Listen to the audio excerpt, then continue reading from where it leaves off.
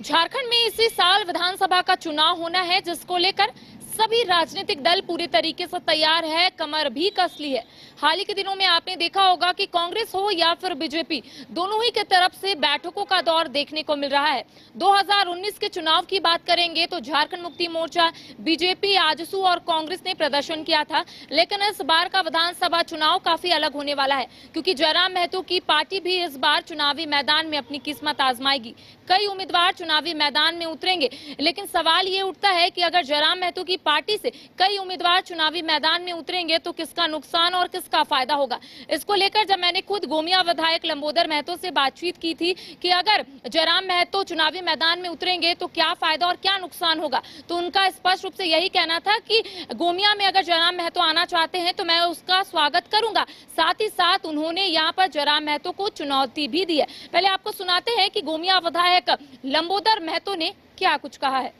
दादा, आप आते हैं जिस विधानसभा क्षेत्र से, गोमिया से, वहाँ भी जयराम जो है 1 लाख करीब वोट वहाँ पे पाए आप। नहीं, ऐसा बात नहीं है। जो कोई किन्हीं को दिखता है, आंकड़ा और परिणाम दिख ले, और हम लोग तो स्वागत करते हैं कि अगर अगर अगर अगर अगर उनको लगता है कि ऐसा है तो अभी विधानसभा चुनाव, स्वागत आवे लड़े, हम स्वागत करते हैं। निश्चित रूप से आवे, स्वागत है, आवे लड़े। लेकिन ऐसी खबरें भी आ रही है कि वो आपके ही क्षेत्र को चुनने जा रहे हैं। हम तो स्वागत कर रहे हैं, आवे लड़े। अच्छा, आपकी और आपकी पार्टी के लिए चुनौती है क्या जयराम महतो उनकी पार्टी?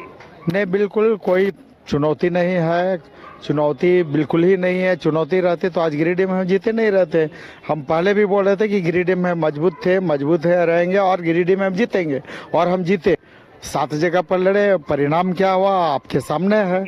तो इस वक्त आप सुन रहे थे गोमिया विधायक लंबोदर महतो को, जिनका स्पष्ट रूप से कहना है कि अगर जयराम महतो चुनाव लड़ना चाहते हैं तो गोमिया से चुनाव लड़े। साथ ही उन्होंने चुनौती भी दी है जयराम महतो को। इसको लेकर जब मैंने खुद जयराम महतो से बातचीत की तो जयराम महतो ने किस तरीके से उन्होंने सवाल का जवाब दिया है, पहले आप सुनिए। कि लगातार आजसू की ओर से कई बयान जो है वो सामने आ रहे हैं। हाल ही के दिनों में गोमिया विधायक लंबोदर महतो ने एक बयान दिया। उनका कहना है कि अगर जयराम महतो के पास हिम्मत है तो वो गोमिया से चुनाव लड़े, देखते हैं क्या होगा।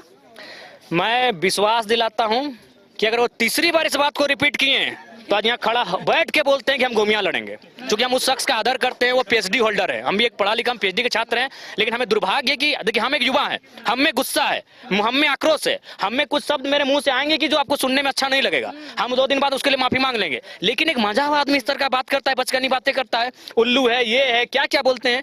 तो अगर बोल देते हैं करिश्मा जी, अगर आदरणीय लंबोदर बाबू, मैं फिर कह रहा हूँ, आदरणीय लंबोदर बाबू अगर तीसरी बार चुनौती देते हैं तो हम उसी सीट से चुनाव लड़ेंगे।